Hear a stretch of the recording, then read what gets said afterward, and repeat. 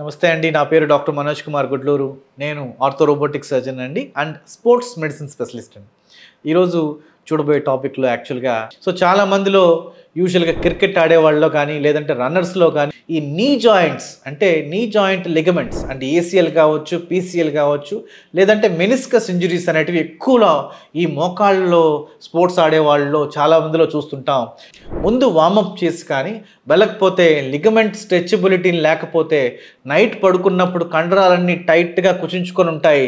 పొద్దున్న లేసి మీరు ఎప్పుడైనా స్టార్ట్ చేసి స్పోర్ట్స్ ఆడదాం అనుకుంటే అప్పుడు నీ మీద కానీ ప్రెషర్ పడి లిగమెంట్ టియర్స్ అనేటివి జరుగుతాయండి.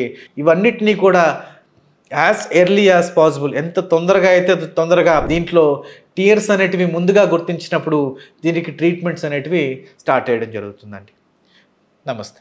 ఇలాంటి అప్డేటెడ్ ఇన్ఫర్మేషన్ గురించి ఫాలో కావడానికి నా పేజ్ ఫాలో అవ్వండి.